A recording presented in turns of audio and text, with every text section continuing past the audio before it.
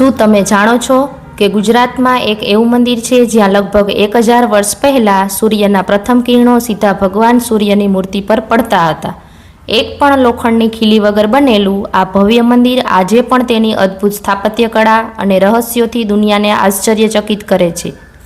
આજે આપણે જાણીશું મોઢેરા સૂર્ય મંદિરનો ઇતિહાસ, તેની અદ્ભુત રચના અને તેની સાથે જોડાયેલી અજાણી વાતો। મોઢેરા ગામ ગુજરાતના મહેસાણા જિલ્લામાં આવેલું છે।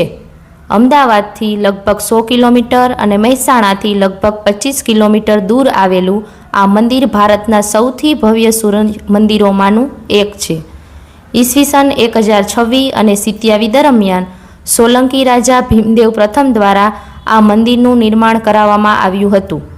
સોલંકી રાજાઓ પોતાને સૂર્યવંશી માનતા હતા, તેથી તેમણે ભગવાન સૂર્યના સન્માનમાં આ ભવ્ય મંદિર બનાવડાવ્યું।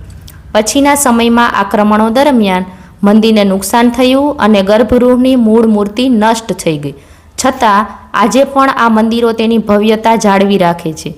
મંદિરની સામે આવેલું વિશાળ સૂર્યકુંડ તેની સૌથી મોટી વિશેષતાઓમાંનું એક છે। અહીં અનેક નાના મંદિરો છે। પ્રાચીન સમયમાં ભક્તો પહેલાં અહીં સ્નાન કરીને પછી જ મંદિરમાં પ્રવેશતા। અહીં સભા મંડપના 52 સ્તંભો વર્ષના 52 અઠવાડિયાનું પ્રતીક માનવામાં આવે છે। દરેક સ્તંભ પર અદ્ભુત શિલ્પકલા જોવા મળે છે। મંદિરની રચના એવી હતી કે સૂર્યોદયના પ્રથમ કિરણો સીધા ભગવાન સૂર્યની મૂર્તિ પર પડતા। આ પ્રાચીન ભારતીય ખગોળશાસ્ત્ર અને સ્થાપત્યનું અદ્ભુત ઉદાહરણ છે। મંદિરની દિવાલો પર રામાયણ, મહાભારત, દેવદેવીઓ, નૃત્યાંગનાઓ અને દૈનિક જીવનના દૃશ્યો અદ્ભુત રીતે કોતરવામાં આવ્યા છે। આજે મોઢેરા સૂર્ય મંદિર ભારતના સૌથી લોકપ્રિય ઐતિહાસિક સ્થળોમાંનું એક છે। દર વર્ષે અહીં નૃત્ય મહોત્સવ યોજાય છે અને વર્ષ 2022માં મોઢેરાને ભારતનું પ્રથમ સોલાર પાવર ગામ જાહેર કરવામાં આવ્યું। મોઢેરા સૂર્ય મંદિર માત્ર એક મંદિર નથી, પરંતુ ભારતીય સ્થાપત્ય, વિજ્ઞાન અને સંસ્કૃતિનો જીવંત વારસો છે।